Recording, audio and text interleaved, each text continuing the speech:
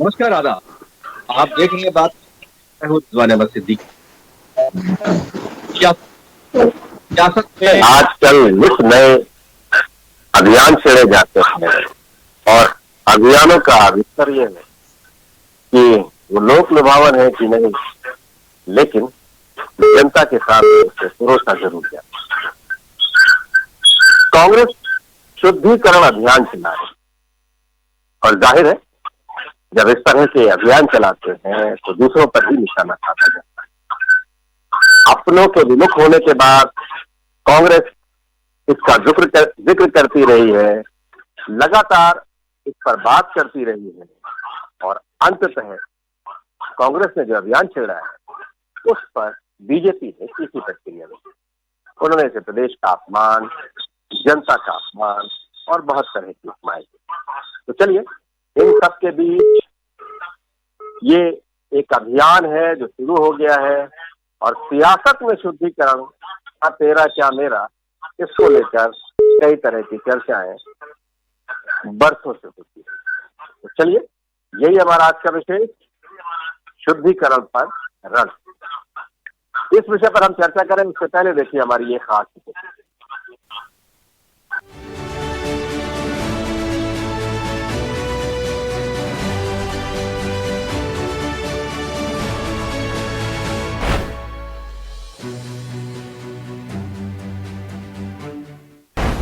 मध्य प्रदेश में चुनावी घमासान, कांग्रेस ने चलाया शुद्धिकरण अभियान। 27 विधानसभा क्षेत्रों को गंगा जल से शुद्ध करेगी कांग्रेस। कांग्रेस से छोड़ बीजेपी में गए नेताओं को बताई वजह। हर घर तक गंगा जल पहुंचाएगी कांग्रेस। तो बीजेपी ने साधा निशाना, पहले कांग्रेस को करना चाहिए आत्मशुद्धि। मध्य प्रदेश की सियासत में उपचुनाव को लेकर घमासान जारी है। कांग्रेस से छोड़ बीजेपी में गए 22 सिंधिया समर्थकों ने जहां कांग्रेस की कमलनाथ सरकार को सत्ता से बेदखल किया, तो बीजेपी की शिवराज सरकार को फिर से सत्ता में काबिज किया। अब फिर 22 सीटों सहित प्रदेश की 27 सीटों पर उपचुनाव है। ये उपचुनाव ही प्रदेश की सियासत तय करेंगे। लेकिन अब कांग्रेस इन सभी 27 विधानसभा क्षेत्रों में शुद्धिकरण अभियान चला रही है, तो वहीं बीजेपी ने कांग्रेस के इस अभियान पर तंज कसा। उन उपचुनाव होने वाली जो विधानसभा है वहां जाकर उनको शुद्धिकरण करेंगे और पुनः कांग्रेस की सरकार बनाएंगे और कमलनाथ जी को मुख्यमंत्री बनाएंगे। अब हमारे कांग्रेस जनों के मन में राय बनी है कि जो लोग धोखा दे गए, जो लोग पार्टी से हो गए, जिन्होंने स्थानीय जनता के साथ अन्याय किया, उन लोगों की भावनाओं को अनादर किया जाए और वहाँ पर शुद्धता की जाए।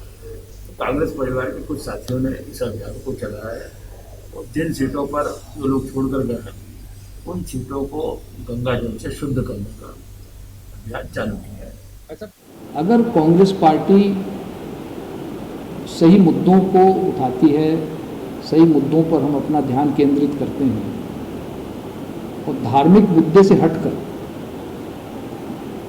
ये शुद्धिकरण और ये जय श्री राम ये कांग्रेस करेगी, तो कांग्रेस का वोट बढ़ेगा नहीं, बहुजन समाज पार्टी का वोट जरूर बढ़ेगा।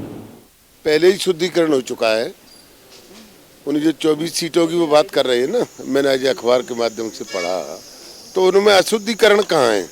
शुद्धिकरण है तभी ये पोजीशन आई है इनकी। 15 महीने से कहाँ गए थे शुद्धिकरण के लिए? इनको दिख नहीं रहा था 15 महीने से कहाँ शुद्धिकरण। अब काय का शुद्धिकरण है? शुद्धिकरण तो हमने कर दिया, ये जाए तो जनता के सामने, जनता इनका शुद्धिकरण करेगी। आत्मशुद्धि करना चाहिए इनको। वास्तव में वो जो कांग्रेस है उसको शुद्ध करके गए, अब इनको स्वयं का शुद्धिकरण अभियान चलाना चाहिए। वो तो पहले से ही शुद्ध है। नरोत्तम मिश्रा ब्राह्मण देवता हैं, वो ही अपने आत्मावलोकन कर लेंगी। वो उनका मन शुद्ध है क्या, उनके कार्यशैली शुद्ध है क्या? अभी कई परतें खुलेंगी जब पिछले भ्रष्टाचार की, तो आत्मशुद्धि और सारी चीज़ें गायब हो जाएंगी। आएगी सरकार हमारी, फिर आएगी। इन उपचुनाव के बाद सत्ता किसकी होगी? कमलनाथ फिर से कांग्रेस की सरकार बनाएंगे या फिर शिवराज ही राज करेंगे? ये सब चुनाव परिणाम पर ही निर्भर करेगा। इसलिए 27 सीटों पर होने वाले उपचुनाव को प्रदेश में मिनी विधानसभा चुनाव भी कहा जा रहा है। ऐसा कहना इसलिए भी लाजमी है कि प्रदेश में 16 साल में 30 विधानसभा सीटों पर उपचुनाव हुए हैं, लेकिन 15वीं विधानसभा में पहली बार एक साथ 27 सीटों पर उपचुनाव होंगे। इस चुनाव में भाजपा और कांग्रेस के दिग्गज नेताओं का भविष्य दांव पर लगा हुआ है। शिवराज सिंह चौहान, ज्योतिरादित्य सिंधिया और कमलनाथ का आगे का राजनीतिक रास्ता कैसा होगा, ये सब चुनाव नतीजे ही बताएंगे। हालांकि रिक्त हुए विधानसभा क्षेत्रों से जो रुझान मिल रहे हैं, उनके मुताबिक चुनाव में दोनों ही पार्टियों को भीतरघात का खतरा ज्यादा है। News desk.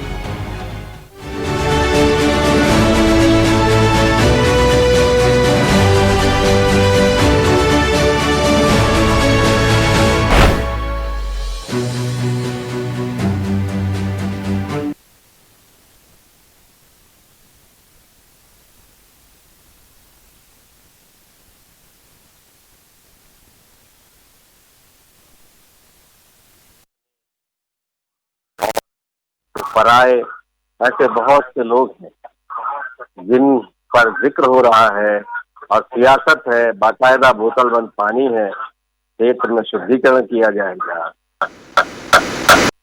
कांग्रेस बीजेपी को घेरने की कोशिश कर रही है और बीजेपी को लगता है कि उसे बैठे बिठाए और मुद्दा। तो चलिए, ये जनता पर इस मुद्दे का क्या असर होगा ये तो वक्त ही बताएगा, लेकिन सियासत शुद्धिकरण के नाम पर चरम पर है।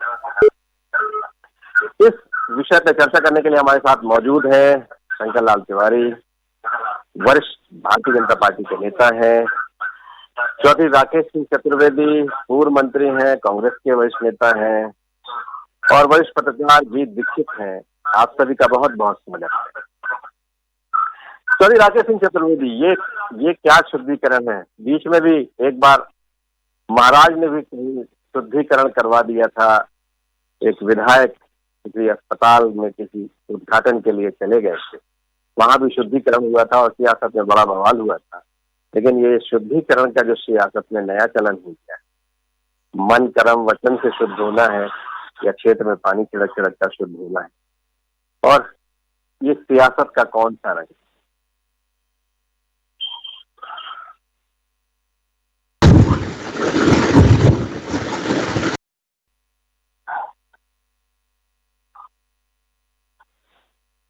राकेश जी, राकेश जी, आप मुझे सुन पा रहे हैं? राकेश चतुर्वेदी जी, आप सुन पा रहे हैं मुझे? अब आपको आवाज आ रही है मेरी?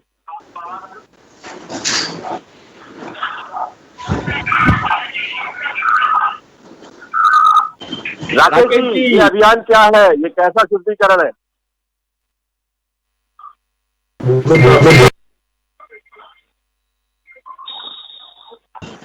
हेलो हेलो हेलो जी नमस्कार जी नमस्कार। ये कैसा अभियान है? क्या ये किस तरह का पानी छिड़क कर क्या शुद्ध करना चाहते हैं? देखिए, शुद्ध तो शुद्ध ही होता है रिजवान भाई, अशुद्ध चीज तो कोई भी अच्छी नहीं होती। शुद्ध और अशुद्ध दो शब्द, जो उसमें अशुद्ध तो कतई ठीक नहीं है, लेकिन जो शुद्ध करने का बीड़ा उठा रहे हैं, गंगा जी का जल बांटने की बात कर रहे हैं, ये हो सकता है किसी की अंतरात्मा को झकझोरने की बात कर रहे हो। और मैं नहीं समझता हूं कि राजनीति में इस तरह के छोटे मोटे विचार लाना चाहिए, क्योंकि इस समय क्या है, उपचुनाव है, और उपचुनाव तो वैसे ही शुद्ध और अशुद्ध का है। मेरी नजर में जो दो लोग स्वर्गवासी हुए हैं, वो तो मैंने कहा है कि वो तो नैसर्गिक है कि सब है, तो उनका चुनाव। लेकिन 24 जगह जो चुनाव रहा है वो कहीं ना कहीं अशुद्ध तो है। पार्लियामेंट्री प्रैक्टिस अशुद्धता तो है कि आपको जनता ने 5 वर्ष के लिए चुना, आप अपनी हठधर्मा, अपने प्रलोभन से आपने डेढ़ वर्ष में ही, 15 महीने में ही, तो कहीं ना कहीं अशुद्ध तो कुछ है, चाहे अंतरात्मा अशुद्ध शुद्ध हो, चाहे आपका कृत्य शुद्ध हो, चाहे लोकतंत्र में चुने हुए उनको आपने अशुद्ध किया हो, तो ये शुद्धिकरण तो जायज है, लेकिन इसको राजनीतिक रूप देना मैं उचित नहीं मानता हूं। ये निर्णय सिर्फ और रिजवान भाई उस जनता में छोड़ना चाहिए जिनके मत को अशुद्ध किया है, जिनके विचारों को अशुद्ध किया है, और लोगों ने अशुद्ध किया है लोकतंत्र में विचारों को, उनको जनता ही शुद्ध करेगी। अशुद्ध को देने का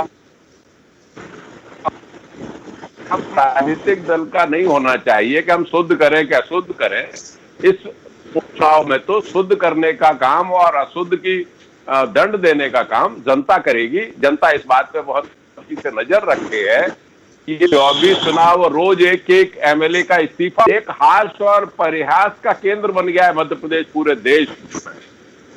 हम लोगों को तो इस बारे में अब शर्म आने लगी है कि मालूम नहीं अब कौन सा विधायक आज सुबह चला जाए और माननीय मुख्यमंत्री शिवराज सिंह जी अपना इस्तीफा दे जाके और फिर चुनाव होने लगे। तो ये समझता हूँ कोई दूसरी तरीका नहीं है, और अगर इन लोग जो निर्णय वो जनता करेगी, इनको शुद्ध कर, मेरा ये मानना है हम तो वोट मांगे अपनी बात पे और उस आधार पे हम जनता इसमें जाए कि इन्होंने जो कृत्य किया है वो। राकेश जी, आपकी जो पार्टी अभियान छेड़ रही है, तत्कालीन मुख्यमंत्री वर्तमान में जो प्रदेश अध्यक्ष वो इस अभियान की अगुवाई करेंगे। उन्होंने बाकायदा आज बोतल वगैरह भी पानी, शुद्ध पानी के साथ वितरित कर दिया है। तो पार्टी लाइन तो यही कह रही है कि अब ये करना है, शुद्धिकरण करेंगे। आप कैसे, मतलब अब आप कह रहे हैं उस पर कुछ और आपकी राय नहीं, मेरी राय बिल्कुल इसी से अलग नहीं है, इससे इतर नहीं है। शुद्ध और अशुद्ध जनता निर्णय करेगी। हम देखो को झकझोरना, उसको साफ क्या कहना चाहते हैं? आप ये कहना चाहते हैं कि आपने जो निर्णय लिया था पहले उसको इन लोगों ने अपवित्र किया है। तो गंगा जल में एक पवित्रता का सूचक माना जाता है, पवित्रता का द्योतक है, और गंगा जल छिड़कने से, गंगा जल का आचमन करने व्यक्ति पवित्र हो जाता है, आत्मा पवित्र हो जाती है। तो कांग्रेस अगर ये करना चाहती है जल बांटना, ये उन मतदाताओं के लिए ताकि वो जिनके मत को जिन्होंने दुरुपयोग किया है वो शायद जनता उससे शुद्ध कर ले कि भाई आपने अशुद्ध का हमारे मत को अशुद्ध किया है, अब आप दोबारा वोट मांगने आए हो तो हम गंगा जल लिए बैठे हैं, पहले आप इसको लो। चलिए, बिल्कुल, मैं एक बार फिर लौटूंगा आपके पास। शंकर लाल जी, क्या कहेंगे आप शुद्धिकरण? मेरा ये कहना है कि वर्तमान में कांग्रेस जिस तरह पूरे देश में नेतृत्वहीन है और विचार तो नेतृत्व नहीं है परफेक्ट, तो विचार भी चल नहीं पा रहे हैं, इधर जाए उधर जाए, कभी जनेऊ पहन ले, कभी मंदिर में पूजा करने लगे, कभी पीला कपड़ा पहन ले, या कभी हनुमान चालीसा का पाठ करें। ये असमंजस और विचारहीनता, दिशाहीनता आगे जाकर के अपन कह सकते हैं, इस स्थिति में कांग्रेस चल रही है नेतृत्व।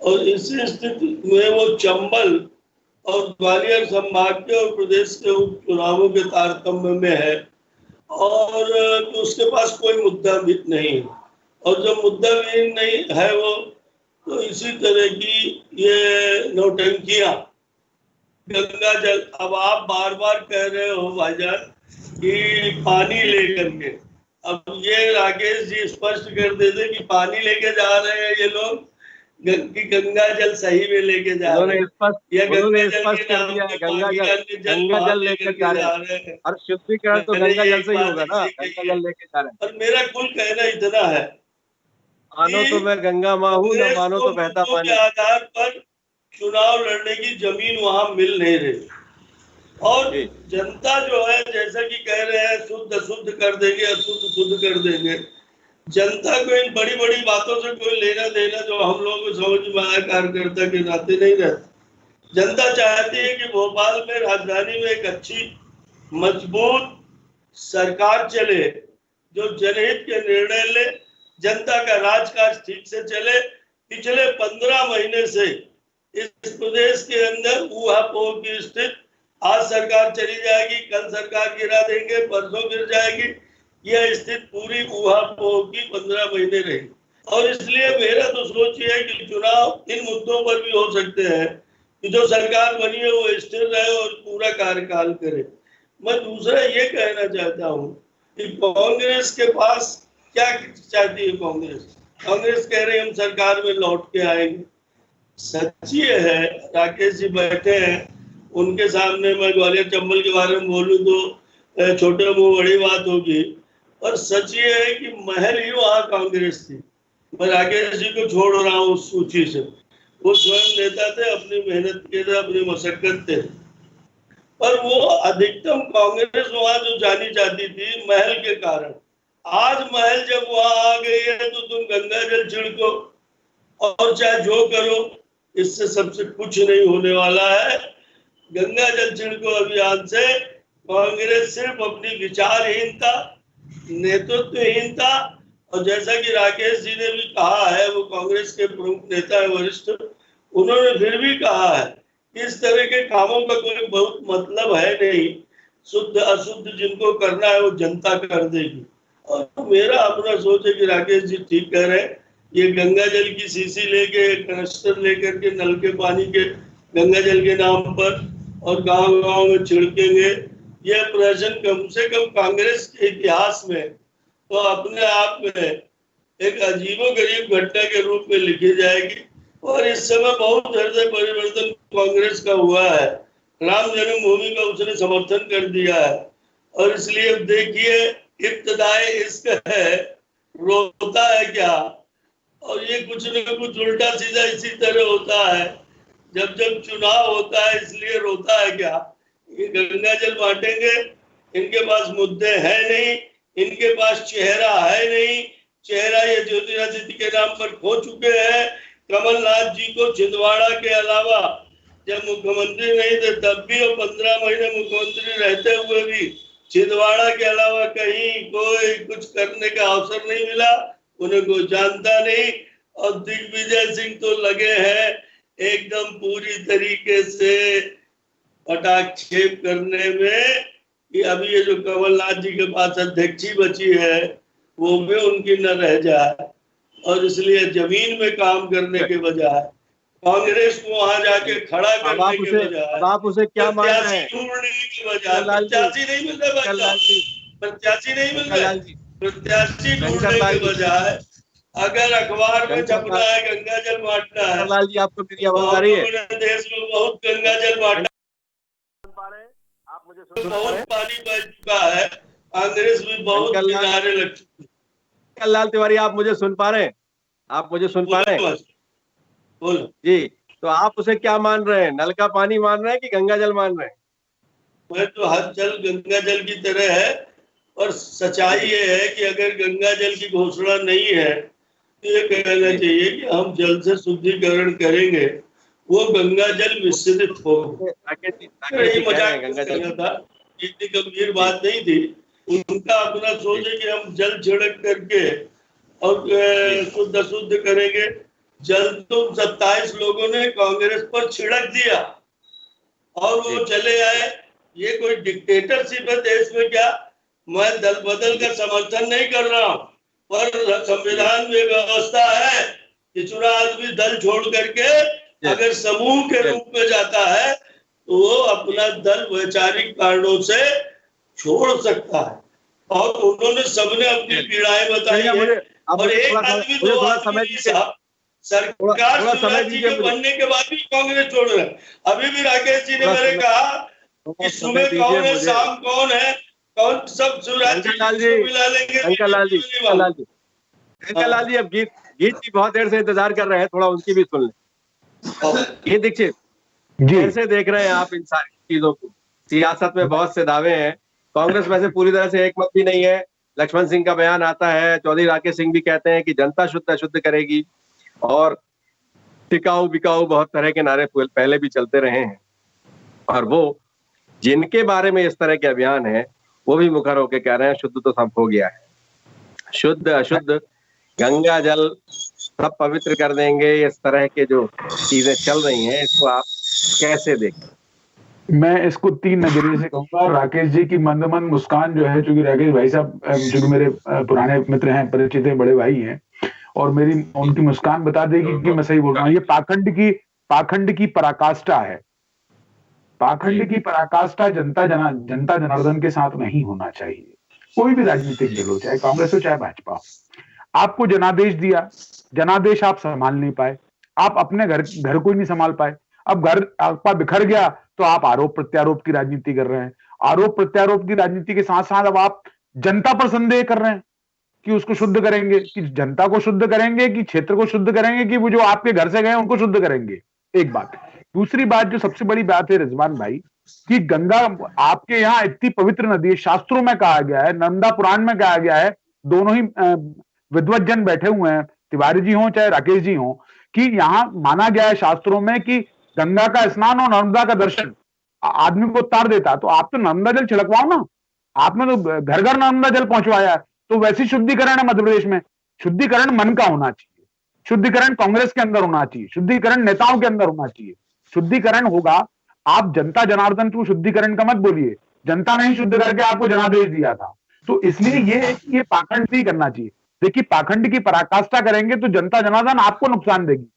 चाहे मैं भाजपा ने अगर गोविंदाचार्य से लेकर अटल जी से लेकर आडवाणी तक की बात करूंगा, जो चाल चरित्र चेहरे की बात करते थे, आज वो कांग्रेस नेताओं के सहारे अपनी सरकार चला रहे हैं। तो कहां गया उनका चाल चरित्र? पाखंड की पराकाष्ठा जनता के साथ नहीं होना चाहिए। आप राजनीतिक दलों से बात करते हैं। मैं चौधरी राकेश सिंह बैठे हुए हैं, कद्दावर नेता रहा है अपने जमाने का, चंबल का शेर माना जाता है ब्राह्मणों के बीच में। अगर इस नेता को कांग्रेस में वापसी करने के लिए अगर एक मान लो अपने घर में घुसने के लिए अगर उसने आवेदन दिया तो उसमें आपका अहंकार जाग गया। ये अहंकारिता की राजनीति कांग्रेस में होती है, भाजपा में भी होती है। ये असली लड़ाई रिजवान भाई चंबल की है, और चंबल का पानी बहुत कर्रा है। चंबल का पानी जो पी लेता है, अब आप और मैं तो चंबल से नहीं रहे, क्योंकि आप और हम नर्मदा तीरे वाले लोग हैं और तिवारी जी भी वहीं के हैं, लेकिन चंबल का पानी और नर्मदा का पानी जो है वो थोड़ा सा डिफरेंट है। और चूंकि इसलिए मैं मानकर चलता हूं कि ये जो लड़ाई है बेसिकली, आप तिवारी जी ने भी एक बात बहुत अच्छी कही, ये लड़ाई महल की है। आप इससे अनुमान लगा लीजिए रिजवान भाई, आप तो मुझसे ज्यादा सीनियर है पॉलिटिकल, कि सबसे बड़ी बात है कमलनाथ और दिग्विजय के अब बयान क्यों नहीं आ रहे हैं, जो दोनों सखा हुआ करते थे, जिसने नर्मदा परिक्रमा करके आपको सत्ता दिलाई, ऐसा उनका कहना था, ऐसा कांग्रेस के हर आदमी का कहना था। आज नर्मदा से क्यों नहीं शुद्धिकरण करा रहे हैं? अब आप गंगा याद आ गई। तिवारी जी ने कहा कि मैं मानकर चलता हूं कमलनाथ जी चूंकि हनुमान के भक्त हैं, इसलिए उन्होंने राम के प्रति अपनी आस्था व्यक्त की, और राम सबके आराध्य हैं, चाहे कांग्रेस हो, चाहे भाजपा हो, चाहे सपा हो, जो भी हो। हमारी आस्था पर कोई संदेह नहीं किया जा सकता, लेकिन उस पर तूल दे दी, उस पर विवाद कर दिया। मेरा मानना है इस राजनीति से नहीं आना चाहिए। जनता के साथ फिर धोखा नहीं हो, इसकी गारंटी कौन सा दल देगा? ना भाजपा दे सकती, ना कांग्रेस दे सकती। बिल्कुल, मैं आपके पास फिर आऊंगा गीत जी, और आपने एक बात छेड़ दी नर्मदा अंचल, और मेरा तो सौभाग्य है कि जब मेरा जन्म हुआ तो मैं गंगा के तीरे हुआ, और बालकाल और पला पूसा तो नर्मदा के तीरे। और मेरे लिए तो ये दोनों पावन नदियां जो है मेरे लिए तो बहुत महत्वपूर्ण है, और दोनों मेरा सौभाग्य है कि मुझे दोनों के तीरे होने का पूरा मौका मिला, और उनका जल जो है वो मेरे जीवन में शामिल हो गया। राकेश जी, राजनीति में बहुत ढेर सारे इवेंट होने लगे, और इवेंट पर राजनीति होने लगी है जनता का ध्यान आकर्षित करने के लिए। बहुत तरह इवेंट कभी कभी बहुत सस्ता भी होता है, बहुत खर्चीला भी होता है, और सस्ते से दो तरह की आशा है कि इवेंट बेहद स्तर को लेकर बेहद तरह की चीजें होती हैं, और कभी कभी एक ऐसी बदजुबानी हो जाती है, ऐसी बातें होती हैं, या ऐसा अभियान छेड़ दिया जाता है जो बहुत आम आदमी, बहुत औसत, और मेरा ये कहने का आशय है जो बहुत अपने बुद्धि चातुर्य का बहुत उपयोग नहीं करता, उसे रिझाने के लिए इस तरह की चीजें होती हैं। और खास तौर से ग्रामीण अंचलों में तो जल का बड़ा महत्व है, और वर्षों से देखता रहा हूँ, जी ने उल्लेख किया राजनीति के उसके बारे में, तो मैंने देखा है कि राजनेता जल में हाथ में लेकर वोट मांगने की कसम खिला के वोट ले लेते थे। तो फिर उसी अंदाज में कुछ निकले हैं। अब कौन किसको क्या प्रण दिला देगा, प्राण जाए पर वचन न जाए। और जब वही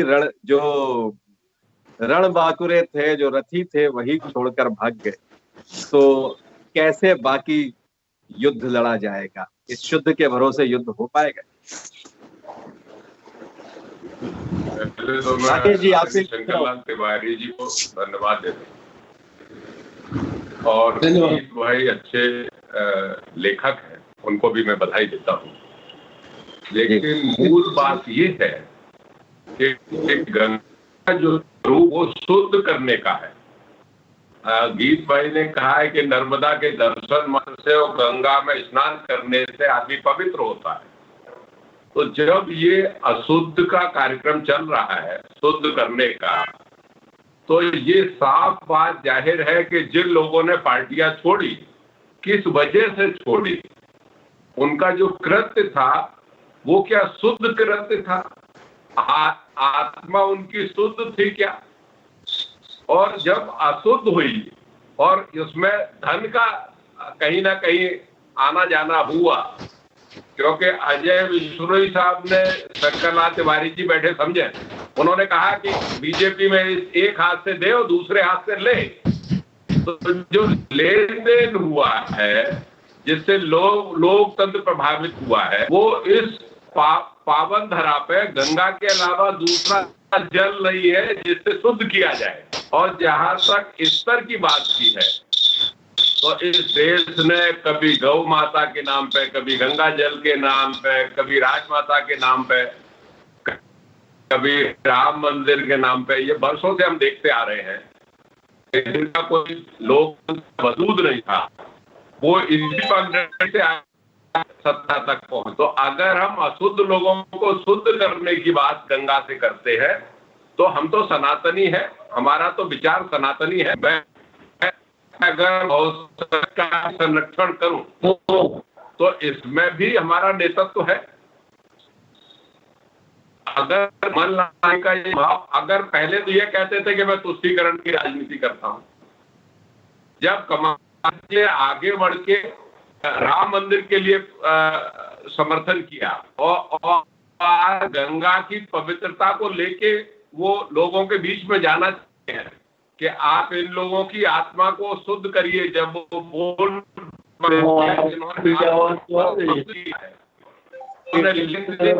इस्तीफा दिया है, तो इसमें क्या बुराई की बात है कि हम गंगा जल बांटने के लोगों को इस बात के लिए आगाह करेंगे। चौधरी राकेश सिंह चतुर्वेदी, चौधरी राकेश सिंह चतुर्वेदी, शंकर लाल तिवारी कह रहे थे कि आप तो अब राम मंदिर का भी समर्थन करने लगे। कल तक आप विरोध करते थे, आज आप समर्थन करने लगे राम मंदिर का।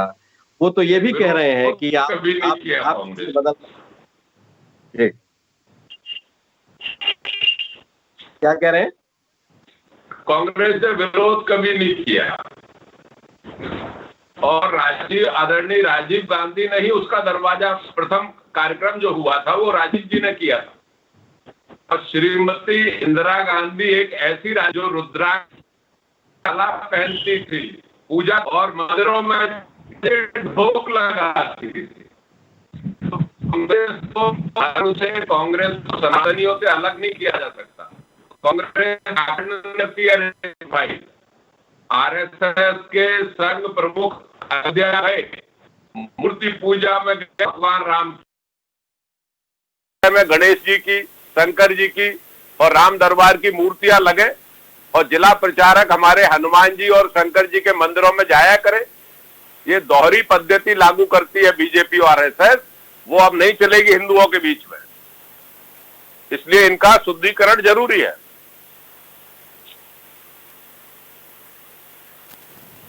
चलिए शंकर लाल जी, क्या कहेंगे? शंकर लाल तिवारी, आप आपको आवाज आ रही है मेरी? शंकर लाल जी, ये आ रही है आवाज? शंकर लाल तिवारी, आप मुझे सुन पा रहे हैं? एक बात मुझे कहती है, ये कांग्रेस ने राम जन्मभूमि के भूमि पूजन का समर्थन किया, आधे मन से किया, स्टेट लेवल पे किया, राज्य स्तर पे किया। शंकर लाल तिवारी, आप क्या कहना चाहेंगे, क्या प्रतिक्रिया? वही कह रहा हूँ मैं, एक बात कहना चाहता हूँ। मुझे आपको सुन रहा हूँ। शंकर लाल तिवारी जी, आप सुन पा रहे हैं मुझे? आपको सुन रहा हूँ, आपकी आवाज आ रही है? शंकर लाल जी, आप सुन पा रहे हैं मुझे? जी, आपकी आवाज आ रही है। हेलो, देखिए शायद शंकर लाल तिवारी को मेरी आवाज नहीं पहुंच पा रही है। नहीं, आपकी आवाज मेरे को आ रही है। शंकर लाल, आपकी आवाज, आप क्या कहेंगे, क्या कहना चाहेंगे? मैं ये कह रहा, आप क्या कहना चाहेंगे? मैं ये कह रहा हूँ कि भूमि पूजन कांग्रेस के मित्रों ने भूमि पूजन का राम जन्मभूमि से सहर्ष समर्थन किया। उसमें कोई आलोचना करना या बहुत टीका टिप्पणी करना का विषय नहीं था। अचानक ये घटना हुई और इसमें इधर उधर की तमाम बातें आई।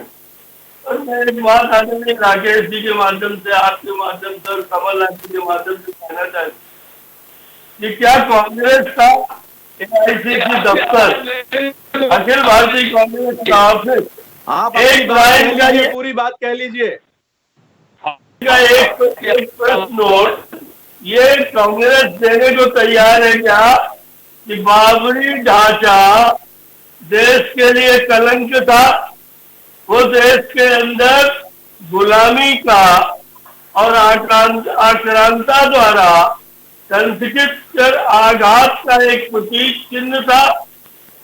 बाबरी एक कलंकित ढांचा था। यह क्या कांग्रेस दफ्तर कभी कह सकता है क्या? नहीं कर। उन्होंने हनुमान चालीसा का पाठ किया, साधुवाद पर सिर्फ हवा में और श्रेय लेने की जो बात की उन्होंने, ये उसमें अच्छा नहीं। हनुमान चालीसा पढ़ना अच्छा बात, हनुमान भक्त है आदरणीय कमलनाथ। पहले भी मैंने टीवी में ही देखा है, पूर्व में भी उन्होंने 2-4 कार्यक्रम और हनुमंत लाल जी के कराए, मैं उनकी उस भक्ति को प्रणाम करता हूँ। और जिस ढंग से गंगा जल छिड़कने की बात, फिर गंगा जल घर घर छिड़कने की बात, इस कोरोना काल में जब आदमी को सैनिटाइज होना है तब वो कनेक्टरों में पानी भर भर के ले जाएंगे और घर घर में छिड़केंगे। इससे अच्छा कांग्रेस कहती इस कोरोना काल में हम पूरे विधानसभा क्षेत्र के घर घर को सैनिटाइज करेंगे, और ऐसा कुछ तो मन में है नहीं। समय किसी न किसी तरह पूर्ति करना है, और जैसा कि चुनाव है, कुछ सामने है नहीं, पास में है नहीं, तो हमें कुछ कहना। मैं तो इतने कहता हूँ कि कांग्रेस असमंजस की स्थिति से निकले, इधर जाए या उधर जाए, अभी भी तुष्टीकरण को माने कि राष्ट्र एक है, भारतवासी सब एक है। सबसे पहले भारत, और उसके बाद कोई दल, कोई पार्टी, कोई आस्था, कोई चिन्ह, कोई निशान, ये अगर है तो मैं सोचता हूँ कांग्रेस एक अच्छा काम कर रही है। पर सिर्फ चुनाव के लिए गंगा जल, चुनाव के लिए सिर्फ जो है तो हनुमान चालीसा का पाठ, इसलिए कि मध्य प्रदेश में उपचुनाव है। जैसे कांग्रेस का कार्यालय का है ना कि बाबरी ढांचा एक कलंक था। 4 सरकारें भारतीय जनता पार्टी की, मध्य प्रदेश, राजस्थान और उत्तर प्रदेश, दिल्ली, 4 सरकारें 6 दिसंबर को जब बाबरी ढांचा गिरा था, तब 4 सरकारें, कांग्रेस की दिल्ली की सरकार ने इन 4 सरकारों को गिरा दिया। ये बहुमत की सरकारें थी। इनका कार्यकाल, आपके बहुत प्रशंसक है, नरसिम्हा राव ने तो गिराई थी।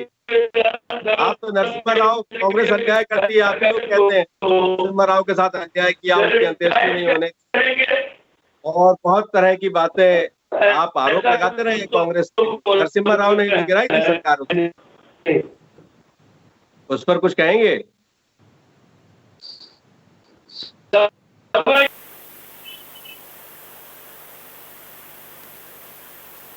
हेलो, मैं आपको नहीं आ रही मुझे, आपकी आवाज भी ठीक से नहीं आ रही। शंकर लाल जी लेने दीजिए मुझे, शंकर लाल जी अंतिम प्रतिक्रिया ले लेने दीजिए मुझे।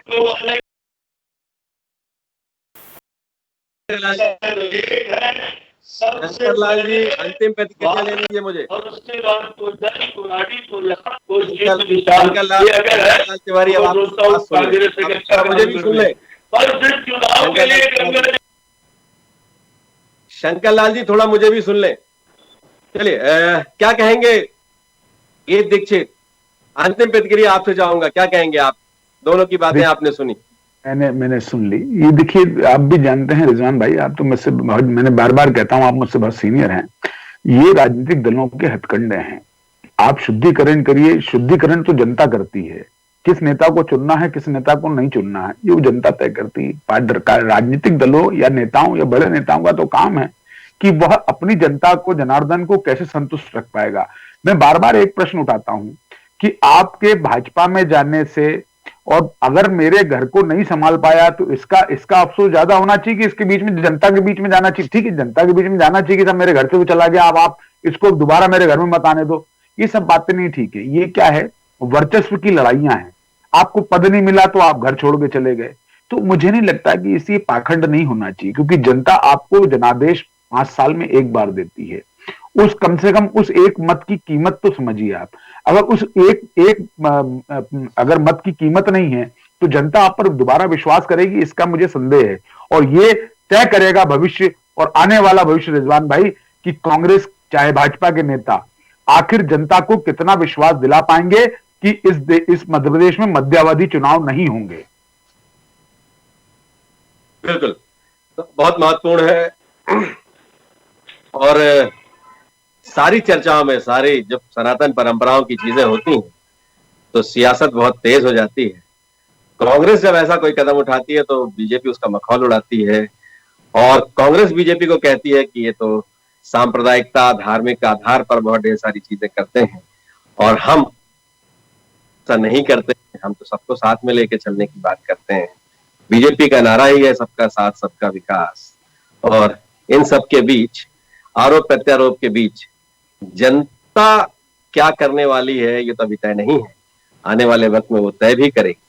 लेकिन ये शुद्धिकरण पर रण, ऐसी बहुत ढेर सारी चीजें, ऐसे बहुत से इवेंट हमें देखने मिलेंगे आने वाले वक्त में। अब जनता पर इसका कितना असर होता है, वैसे जल का बड़ा महत्व है, जल ही जीवन, लेकिन सियासत में कितना पानी है, इसलिए कि बिन पानी सब सून है, लेकिन सियासतदानों में कितना पानी है, और वो उनके हर समय अपने अपने तर्क होते हैं, अलग अलग समय पर, अलग अलग परिस्थितियों में।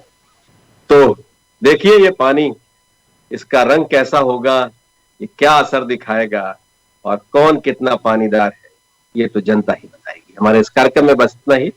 खबरों का सिलसिला जारी रहेगा। हम कल फिर मिलेंगे एक नए मुद्दे के साथ। तब तक मुझे दीजिए।